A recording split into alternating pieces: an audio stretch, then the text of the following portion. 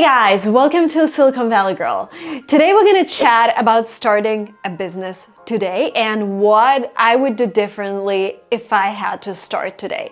Quick background on me, I am an immigrant in the US. I came here from Russia in 2015. I started my first business in 2011. I basically have 3 companies these days. One of them is called LanguageTrip, which I co-founded together with 2 other co-founders. We help people learn languages and we help people study abroad. The next company manages my channels. I have 3 YouTube channels. The one that you're watching right now, another channel called Lingua Marina, and another channel called Marina Mogilko. So this company is responsible for all the cash flow and all the activities associated with running a channel. And the third company is basically an umbrella company for all of my media activities, and I have partners there because I was the first content creator to raise a venture round here in Silicon Valley. So today I just wanted to deep dive into what I would do in 2023, 2024 if I had to start a business again. Number one thing, I would just totally be honest with myself and ask myself, Marina, are you solving a problem that you're passionate about? Or are you solving a problem because it's just so trendy and all of the VCs are investing so much money into this problem and everybody's eyes lighten up if you start mentioning that problem? Be true to yourself, because the reality is, if you're really into NFTs or whatever the hype is, AI, then you're gonna build a company. If you're not, then nothing's gonna come out of it. The problem is these days is we're moving so fast from one trend to another, and it's really hard to stick to your problem. So my niche, my audience are people who are learning languages. And throughout the years, there was so many trends around me, and some of them I try to embrace, like becoming a creator because that was in me. But some of them, it was really hard for me to just focus on what I was doing and not pay attention to those trends. And those trends were chatbots, NFT, crypto, whatever, name it. But if we look at successful companies or even successful creators, because I consider creators who do this full-time, I consider them entrepreneurs because they have to hire people, they have to come up with their own product, they have to make their product better, aka make their videos better, and also come up with different ways to monetize their product. So I feel like creators are almost entrepreneurs, right? Maybe with less staff, but ask Mr. Beast if less staff is actually applicable here. So ask yourself whether you would be able to do this for the next 5 years, 10 years. Because otherwise, if it's just something that you want to try for a year, maybe not worth your time.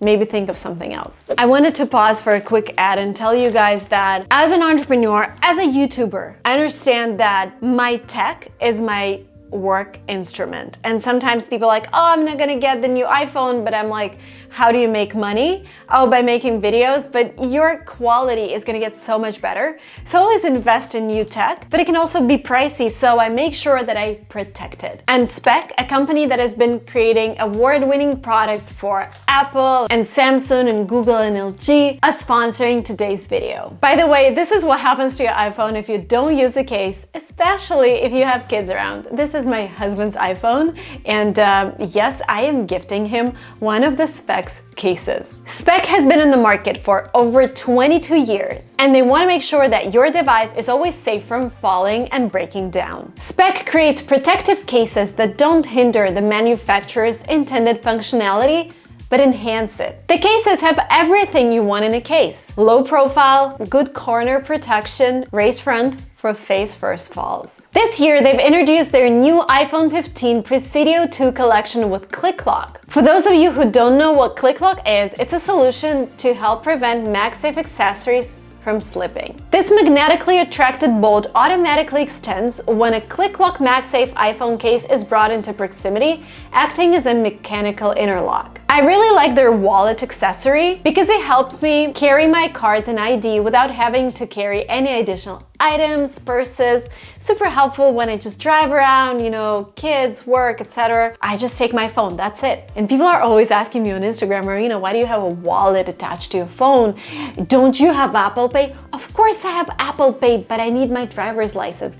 I need my cards in case they don't accept Apple Pay, which happens way too often these days. And the car mount helped me drive hands-free when using my favorite navigation app while driving. They are offering 15% off your entire purchase if you're using my promo code, and the link and the promo code are in the description box. Check them out. Now back to the video. Since we started talking about a problem to solve, if it's your first business, I would always just solve a problem that you have. Just because you will be so interested in solving it in the right way. If something is not working for you, and let me give you an example. I don't know, I live in Los Altos and I really miss some sort of food, right? And I want to start a restaurant because I miss that food. And I'm really into offline businesses, etc. And I'm interested in making this place the best place in the world. Because you know what you want and what people like you miss in the area. You will be really passionate about doing it in a right way. And yes, later on, like if I would start today, but with my experience of building businesses, I would actually look at the size of the market, whether this industry is dying or not. But if I'm 21 again and I'm starting my own business, like who cares? I really care about helping people in the market that I understand. And when I was 21, I understood the study abroad market, and this is what I did. And yes, now you can argue, it's kind of dying. People are studying online. AI is taking over language learning because who needs it? This you could argue, right? And if we look at the numbers, study abroad market is probably declining.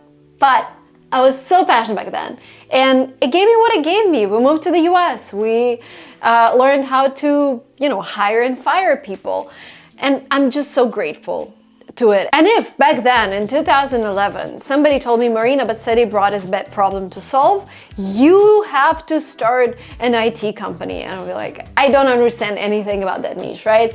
So if that was the case, I would just go and work for a big corporation.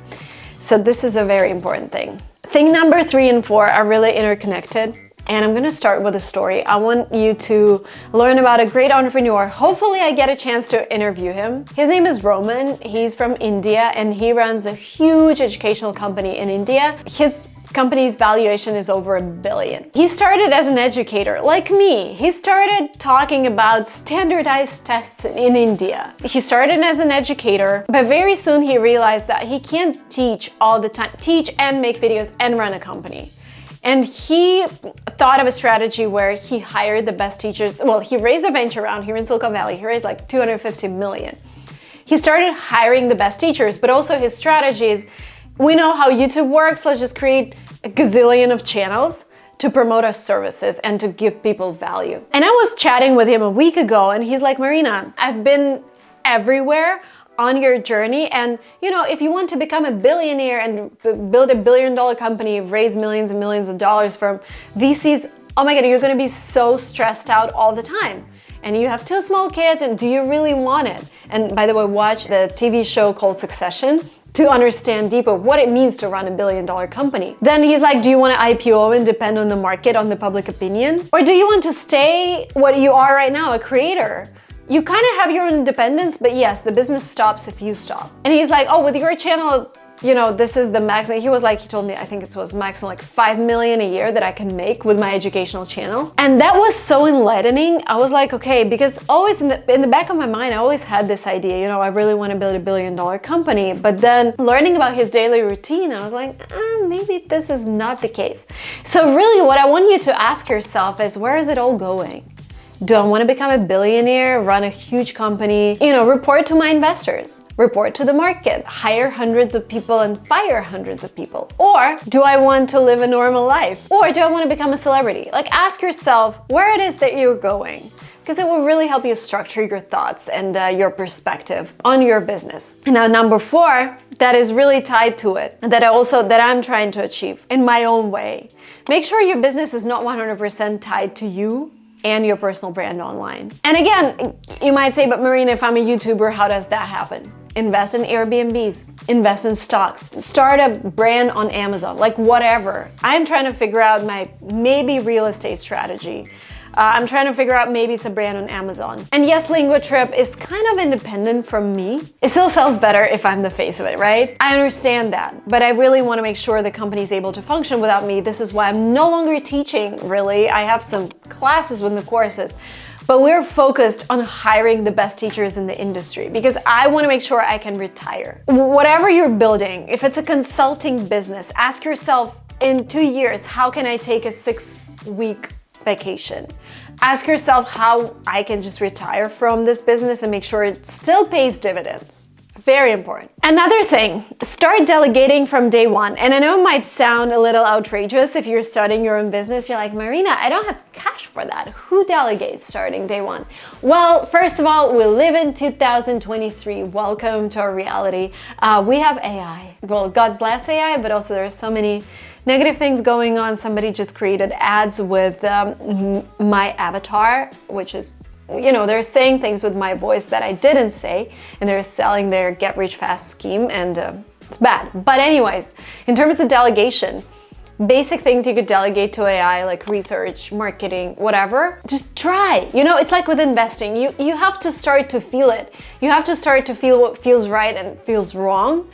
Start hiring. The best first hire, I always tell people, personal assistant. You know, just learn how to delegate mail, learn how to delegate email, learn how to delegate basic things, learn how to create a checklist for your first employee or a contractor, right? And then this is how you start. And like, this is something genius that I've heard. If you are doing something that pays like $20 an hour, like you're sending mail, this is how much your company makes, because you're the bottleneck. You should be focused on $10,000 decisions, hiring the best in the industry, researching how industry works, not sending email, okay? I made this mistake of doing too many things by myself and focusing on just selling versus just hiring the best salesperson. And this is why we grew so slowly in the first years. Again, I was just figuring it out. I started a business when there was YouTube, but it wasn't that big. I had no idea about YouTube. And I just tried to figure out everything by myself. And this is why everything was so slow back then, which is also good. I feel like we're moving too fast these days. But if we're moving too fast, you know, you have to make sure you're also moving fast with the world. And the last but not least, focus on community first. If you don't have a business idea, if you don't know what you want to do, start mingling with people who are doing something that you like. Ask them questions. You know, help someone for free. Just get a feel of the process. It will really help you navigate the world full of different ideas, and it would definitely help you progress, and it would definitely help you start acting faster, because this is the modern world. Whoever acts fast wins. Whoever thinks too long about an idea, you know, somebody else just starts doing it and you're done. Thank you guys so much for watching this video up to the very end. I hope it was useful for you guys, and I hope you enjoyed it, and I hope to see you soon on Silicon Valley Girl. Bye.